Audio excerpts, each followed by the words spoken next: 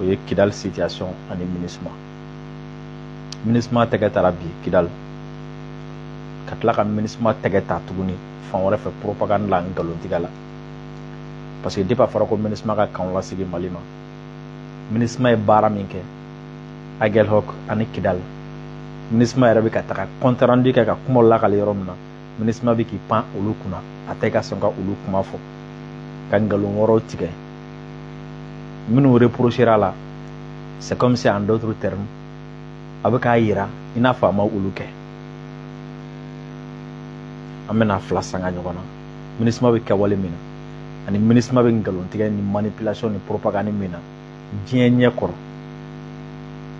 an bɛna o fila sanga ɲɔgɔn na bi ka o yira la o kuma video y'a partager kosɛbɛ aw ka cœur caman bila aw ka partager kosɛbɛ parce que signalikɛla olu sigilen don walasa ka video signaler ka page visibilité u bɛ se ka a réduire cogo min na donc video a y'a partager kosɛbɛ a y'a carin kosɛbɛ a y'a partager au maximum aw bɛ se ka partager yɔrɔ o yɔrɔ a partager mɔgɔ mɔgɔ bɛ k'an lajɛ nin waati na n b'a bɛɛ lajɛlen fo Mali kɔnɔ Mali kɔ kan minnu bɛ k'an lajɛ Côte d'Ivoire an b'u fo minnu b'an lajɛ Burkina Algérie Congo minnu b'an lajɛ an b'olu bɛɛ lajɛlen fo minnu b'an lajɛ Asie arabu jamanaw kan an b'u bɛɛ lajɛlen fo farafinna fantɔw minnu b'an lajɛ an b'u bɛɛ lajɛlen yɛrɛ fo Mali kɔnɔ yan nɔ Bamako région tɔw cercle commune village mɔgɔw b'an lajɛ yɔrɔ o yɔrɔ an ka foli ni tanu bɛ ka taga aw bɛɛ lajɛlen ma a ka dɔn k'a fɔ ko aw folen don kosɛbɛ foli ani tani ka ɲɛsin Cherif Tiami Haidara kabako furatigi tension diabète furudimi ou bien impuissance sexuelle mana kɛ aw la aw kana saliya a ye weleli kɛ nin numéro in na aw ka bana n'aw ma se ka fura sɔrɔ a la n'a ye weleli kɛ nin numéro in na a ka ca Ala fɛ a bɛ fura sɔrɔ bana na Cherif ka numéro 70 08 04 08 n'a ye nin numéro in wele fura kan ka se aw ma cogoya min na a tacogo a n'a fɛn bɛɛ lajɛlen bɛ se ka ɲɛfɔ aw ye ou bien n'a fana bɛ fɛ ka wuli ka se o ma n'a ye nin numéro in wele aw bɛ ɲɔgɔn sɔrɔ fura a bɛ a sɔrɔ Maliyɛnw aw bɛɛ y'a mɛn k'a fɔ ko farapu bɛ ka kɛ Kidal aw bɛɛ y'a mɛn k'a fɔ ko drone bɛ ka farapu kɛ aw bɛɛ lajɛlen y'a mɛn mais min ye ko kura ye a ko la min ye den kura ye ngɔyɔ la ni ɲɛfɔcogo t'a la MINUSMA bolo ni faamuyalicogo yɛrɛ t'a la ni hali lakalicogo t'a la o ye jumɛn o ye bi drone ye farapu min kɛ bi MINUSMA ka blindé fila o de yera terroriste bolo Kidal a ma y'u bolo fan wɛrɛ fɛ dɛ kan kɔnɔ donc en d'autres termes MINUSMA taara ka blindé fila to min yera donc o kɔrɔ ko MINUSMA taara ka blindé joli to Kidal kan kɔnɔna la MINUSMA taara ka pick-up caman to yen taara ka carburant caman to a taara ka fɛn wɛrɛ caman to yen mais bi blindé fila yera terroriste bolo kan kɔnɔ yen et puis MINUSMA de ka blindé do a taara ka minnu to an bɛ tila ka na don o détail kɔnɔna la mais en même temps olu bɛ ka gosi waati min na MINUSMA ka page officielle kan MINUSMA bɛ ka propagande dɔ kɛ u bɛ ka communication dɔ kɛ comme si ni olu taara ka bɔ yɔrɔ o yɔrɔ u y'a bɛɛ di Mali autorités ma u taara ka minɛn fɛn fɛn to u y'a bɛɛ lasegin Mali autorités ma u taara ka bɔ yɔrɔ o yɔrɔ la u taara k'a bɛɛ yɔrɔ bɛɛ di Mali ma wa hali u bɛ taa ka bɔ yɔrɔ min na k'u janto hali a yɔrɔ yɛrɛ dugukolo la an bɛ u ye min kɛ on va écouter ça après on va commenter video y'a partager parce que c'est nin ka jugu ni hypocrisie ye quoi a ka jugu ni hypocrisie on va écouter MINUSMA ye communication min kɛ bi an bɛna lamɛn entre midi et 13h. À la mer.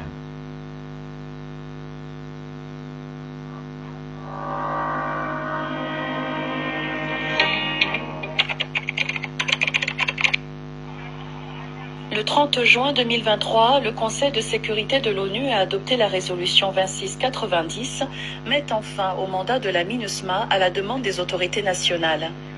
Après une décennie de présence, la MINUSMA quitte le pays et les 12 camps qu'elle avait établis dans le nord, le centre et à Bamako, où se trouve son quartier général. Le processus de retrait est séquentiel, impliquant la fermeture progressive des camps, l'objectif étant d'achever ce processus au 31 décembre 2023 en étroite consultation avec les autorités maliennes. La première phase s'est terminée avec le départ des troupes et de leur matériel des camps de Ber, de Gundam et de Menaka, ainsi que de la base temporaire d'Ogosagu. La deuxième phase a démarré avec la fermeture des camps de Douenza, Tessalit, Aguelok et Kidal et se poursuivra jusqu'au 31 décembre 2023 avec celle des camps d'Assango et de Mopti. Enfin, après le départ du personnel de la mission au 31 décembre, la phase de liquidation débutera à partir du 1er janvier 2024 avec 3 sites à Bamako, Gao et Tombouctou. La MINUSMA rétrocède le camp à l'autorité civile désignée. Elle communique aux autorités maliennes des informations relatives à l'état du camp ainsi qu'au respect environnemental. En partant, la MINUSMA fait également don à l'État malien et à d'autres partenaires tels que les associations et les ONG, de bureaux meublés, d'équipements, d'infrastructures telles que des installations de traitement d'eau potable, des générateurs, etc. Ces remises marquent la fin de la présence et de la responsabilité de la MINUSMA dans chaque camp et zone correspondante. Alors, nous me remettons la messe. Vraiment, MINUSMA MINUSMA est barragement bembeke. Déjà MINUSMA a retiré tane kabo malla. Awa bella mesisa. Oui, nous blau ka page kam bimidi en fait. Ça fait 9 heures comme ça ni mou ka page ça. Antara kabo Ogosagu fin plutôt. Aguelhok ama kandi malima. Minendok mi ando jina antara ka dotu umu fa konala. Antara Kidal ama kandi armée malienne ma, ama kandi autorité malienne ma, ala ama kandi Kidal gouverneur ma. Wa antara ka menonto umu fana fo akonna la. Donc c'est comme si ou yere ba don ou be ko bara min ko te fenima.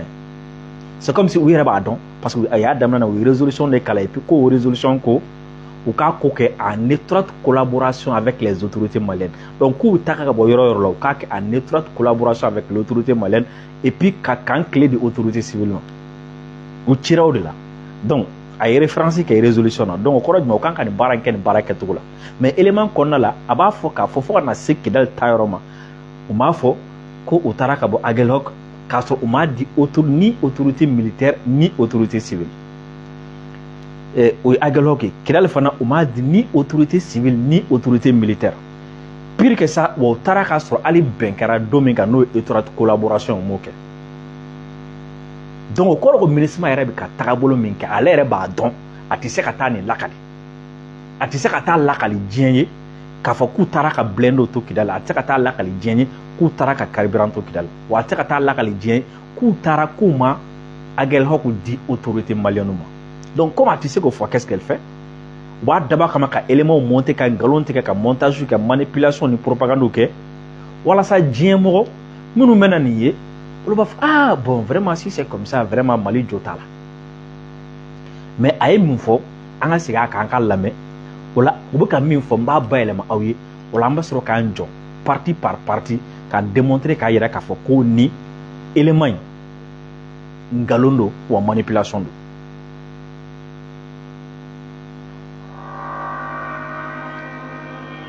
Vidéo à partager. Le 30 juin 2023, le Conseil de sécurité de l'ONU a adopté la résolution 2690, mettant fin au mandat de la MINUSMA à la demande des autorités nationales. Après une décennie de présence, la MINUSMA quitte le pays et les 12 camps qu'elle avait établis dans le nord, le centre et à Bamako, où se trouve son quartier général. Le processus de retrait est séquentiel, impliquant la fermeture progressive des camps, l'objectif étant d'achever ce processus au 31 décembre 2023 en étroite consultation avec les autorités maliennes. Premier élément, l'objectif, vous voyez, quand nous disons qu'il faut que ou ni Mali nyamoro be ka bela jelen ke ɲɔgɔn fɛ u ni Mali nyamoro tɛgɛ bɛ ɲɔgɔn bolo k'u ka tagali bɛɛ lajɛlen ka kan bɛ datugu kelen kelen ko ko bi kala u ni Mali nyamoro b'a kɛ ɲɔgɔn fɛ fɛn fɛn bɛ fɔ la u ni Mali nyamoro b'a fɔ ɲɔgɔn fɛ wa u bɛ taa ka bɔ yɔrɔ la u bɛ taa ka Mali nyamoro jɔlen to o de étroite collaboration mais ne b'aw ɲininka est-ce que a kɛra ten d'abord bɛn kɛra date min na u m'o respecté ensuite u taara ka bɔ Aguelhok u m'u sara mɔgɔ la mɔgɔ u ma taa mɔgɔ ɲɛna mɔgɔ ma bɔ a kalama u taalen kɔfɛ de u y'a kuma fɔ donc élément fɔlɔ étroite collaboration c'est pas vrai o tɛ tiɲɛ alors que u kun jagoyara u k'o de kɛ mais sisan nɔ compte rendu waati selen u bɛ taa lakale ko n'an y'a bɛɛ kɛ ɲɔgɔn fɛ. La première phase s'est terminée avec le départ des troupes et de leur matériel des camps de Ber, de Gundam et de Menaka, ainsi que de la base temporaire d'Ogosagu. La deuxième phase a démarré avec la fermeture des camps de Douenza, Tessalit, Aguelok et Kidal et se poursuivra jusqu'au 31 décembre 2023 avec celle des camps d'Assango et de Mopti. Aguelok fa Kidal fo u taara joona u t'o mentionné a la u taara fana u m'o di autorité malienne ma u t'o mentionné a la font exprès. Et puis nous devons faire comme moi en galon, comme moi de la propagande. Imaginez, une petite flagrante délinquance. Enfin, après le départ du personnel de la mission au 31 décembre, la phase de liquidation débutera à partir du 1er janvier 2024 avec 3 sites à Bamako, Gao et Tombouctou. La MINUSMA rétrocède le camp à l'autorité civile désignée. La MINUSMA rétrocède les camps à l'autorité civile désignée. Donc ko olu tara ye tara ka bɔ kan minnu kɔnɔna la ko o kanw dira Mali autorité civile dɔ ma min yirala o la k'u k'a d'u ma. Aguelok u y'a di jɔ ma, Kidal u y'a di jɔ ma. Aguelok ko k'olu b'u teliya ka taa k'u b'u teliya ka taa parce que insécurité bɛ yen, Kidal k'u b'u teliya ka taa parce que insécurité bɛ yen. Mais u filɛ nin ye k'a fɔ yan nɔ k'olu bɛna taga ko kan k'u y'a di ko a fɔra k'u ka clé de autorité civile ma k'u y'a d'u ma. Parce que nous, il y a fait que l'autorité gansan, a fait que mon akuma sont di armée. Donc, on peut tout manipulation qu'a fait que l'autorité civile, on l'a mort de même yorojan fait. Vraiment, on a mis qu'a fait que Aguelok m'a dit autorité, m'a dit sur la souma, qu'il a le m'a dit sur la souma. Peut-être il y a des gouvernements, ou peut-être il y a des préfets. Ça aussi c'est faux. M'a dit gouvernement, ou m'a dit préfet, ou m'a dit almerma. Akara djembe nyana imagine forme, m'a dit moi mais Allah qu'elle est là flène ou fait. K'olu taara ka Kidal Aguelok ni fan tɔ bɛɛ k'u y'a di autorité civile dɔ ma. En d'autres termes, ça veut dire quoi? Ça veut dire u kun kan k'a kɛ ten de, mais u tɛ se ka taa lakale k'u m'a kɛ ten. U tɛ fɛ diɲɛ ka bɔ a kalama k'u m'a kɛ ten. U tɛ fɛ Nations Unies jamana tɔw olu ka bɔ a kalama k'a fɔ k'u m'a kɛ ten. Donc u bɛ taa mun nkalon tigɛ k'u y'a kɛ ten i n'a fɔ a sɛbɛnnen bɛ résolution kɔnɔ cogo min k'a sɔrɔ u m'a kɛ ten. L'autorité civile désignée. Elle communique aux autorités maliennes des informations relatives à l'état du camp ainsi qu'au respect environnemental.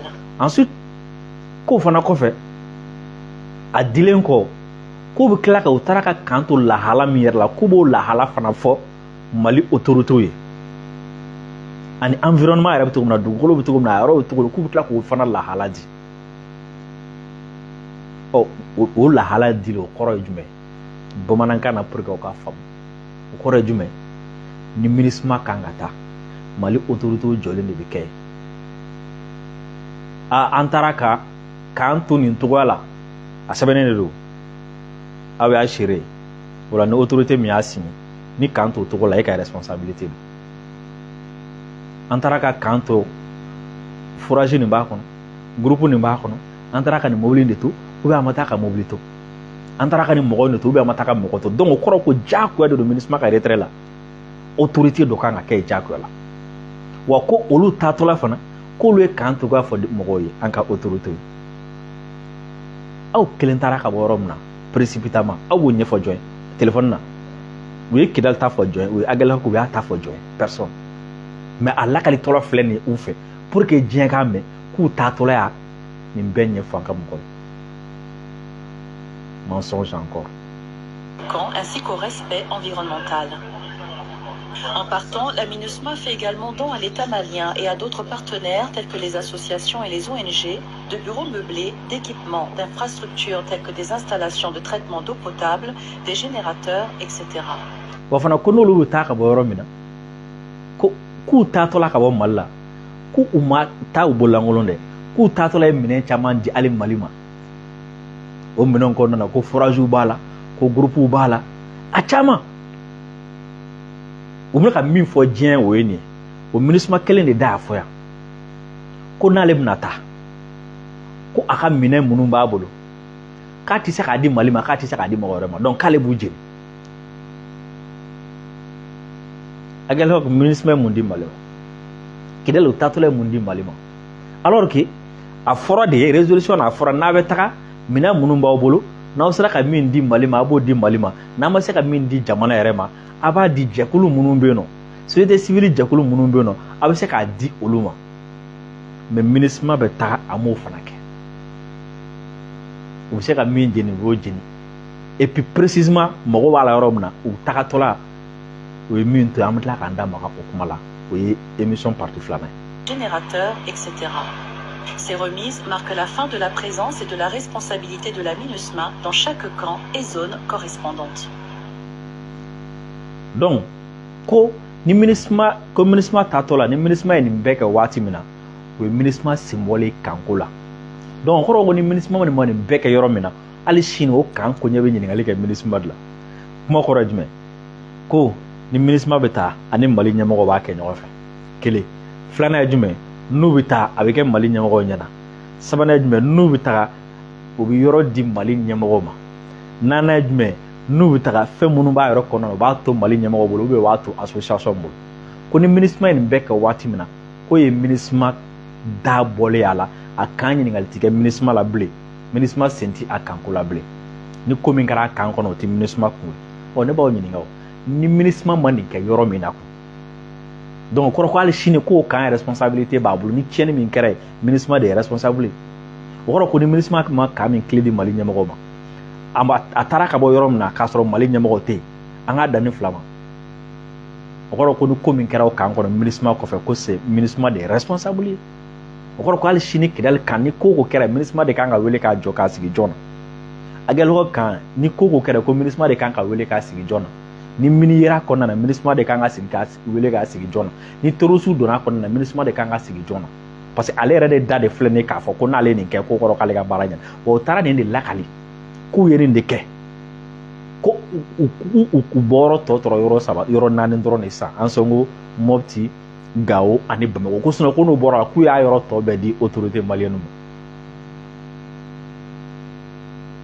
Flagrant délit bi an ka dronew ye blindé fila MINUSMA ka blindé fila MINUSMA taara ka blindé fila min to Kidali kan kɔnɔna la du moins blindé fila min yera fɔlɔ MINUSMA nɔ la parce que MINUSMA taara ka mobili caman to Kidali kan kɔnɔna la u taara ka frigo caman to yen u taara ka groupe électrogène caman to yen u taara ka carburant fana caman to yen o bi blindé fila yera terroriste bolo MINUSMA ka blindé fila yera terroriste bolo kan kɔnɔna la armée olu frappé k'olu détruit ani a kɔnɔmɔgɔ o kuma est ce que u y'u den ka bɔ n'a tɔ de ya terroriste bɔra ni MINUSMA ka blindé tɔw ya minɛn tɔ min bɛ yen nɔ terroriste den ka bɔ n'a ye de ya MINUSMA min ko k'ale taatɔ la k'a y'a bɛɛ di anw ma a taara ka bɔ Kidali k'a sɔrɔ an tɛ yen a MINUSMA kɔfɛ a ka nkalon jɔlen filɛ n'a la blindé fila bombardera bi MINUSMA ka blindé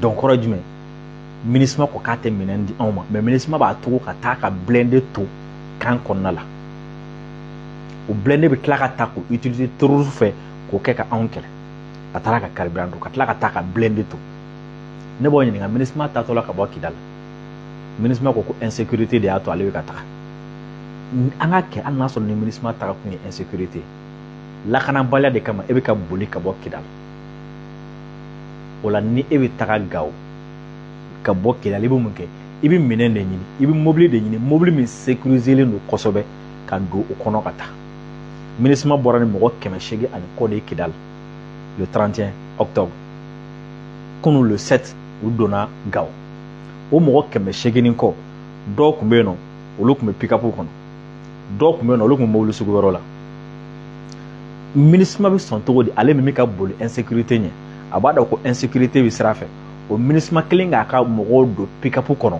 ka taa ka blindé jɔlen to ani carburant jɔlen to donc o kɔrɔ ko insécurité tɛ soit MINUSMA yɛrɛ bɛ k'a dabɔ a kama sisan kɔni k'a ka mɔgɔw bila insécurité la sinon n'a tɛ k'a dabɔ a kama k'a ka mɔgɔw bila insécurité la i b'u don blindé de kɔnɔ wa ou bien i b'u don pick-up de kɔnɔna la n'a tɛ k'a dabɔ a kama ka pick-up de to ninnu bolo a tɛna se k'a fɔ ko minɛn kɔni cayara ale ma o mɔgɔ bɛ don blindé kɔnɔ yɔrɔ o yɔrɔ pick-up jɔlen ta ka don o kɔnɔ ka blindé to yen fo mɔgɔ wɛrɛ b'o ta k'o boli kɔfɛ donc o kɔrɔ ko e min don pick-up kɔnɔ sécurité ko tɛ e ta kun sécurité ko tɛ o blindé fana ka to yen nɔ o b'a yira k'a fɔ o ye dabɔnkama de sinon ni insécurité ko no ministre ko nga be do blindé de kono ka bona parce que bu kishi minu mo bu kishi marfa mo bu kishi RPG mais ka daba kama ka do pick-up kono ka blindé jolento ça veut dire que ministre ma daba kama ka bo kidal ka nunu to wala sa terrorisme de ka utiliser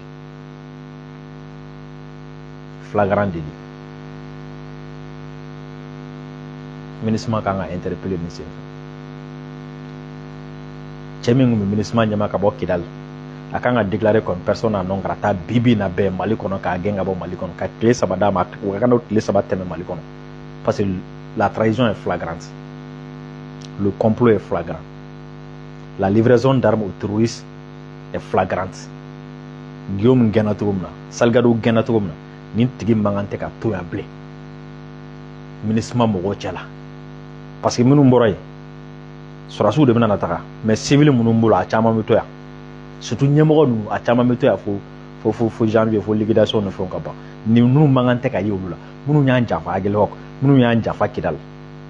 Kanim bara nke fo ka taka livraison ka terrorisme. O nyemoro kelo mangante ka to malla. O kanga gaina fo ministre Mogo to genatum. O kanga gaina fo France diplomatie genatum. O kanga gaina fo France ambassadeur genatum na quoi. Parce que ni nous to ya, nous est danger permanent de Malima. Mogo tada complot wara mu bulu ka labe. Mu wara bu bulu ka di terrorisme nu to ya. Et puis nous kanga surveiller des gaw. Ni mogo munu mbora kidal kana gaw. Nkambe a nyemoro nunu ma officiel nunu ma. U kanga surveiller gaw. U ka téléphone surveiller u mangante ka bodafe u mangante ka tulaji. Ni nunu circuler la gaw kono c'est un danger. Parce que mogo taro bina taka femi di gaw. Mogo taro bina taka mi labe gaw. Ni nunu circuler la mobti danger do. Surtout krengera ni nunu nana bango kana circuler danger do Malima. Mogo munu sera kani beke kidal ni agel hok krengera mogo munu sera kani beke kidal fo blende u yira ulu nola ulu kana ka circuler gaw katla ka circuler Bamako yano u ferma ani mi en sur la yero sa danger do wa danger permanent do. Donc imaginez ministre ka keta anaka fotafle ministre be min ke terenga ani ministre ta min la kali kai min ke ay min ke terrain o kero benyana mais élément minu ya partager ou page ka aw bela jele ya me est-ce que ninde bi ka ke terrain ka ama kidal kandi Malima est-ce que yo fo akonnala ama agel ho kandi Malima est-ce que yo fo akonnala antara ka blendo to kidal est-ce que yo fo akonnala an sola ka bo kidal ka sura ma yoro di arme est-ce que yo fo akonnala antara ka carburant to kidal est-ce que anyo fo akonnala et puis al chini ministre tara ka minen munu to kidal avec ka fere o war fana be ka terusu ka o minon o mobile o frigo o moteur no fond terrorisme ko fere o wari ko kla ka to do marfala ko ke ka armée kelena donc en d'autres termes ministre be ka terrorisme fana financer ministre ka retrait ka to la be ka terrorisme financer c'est grave flagrant délit. Salam alaikum akambe jawati.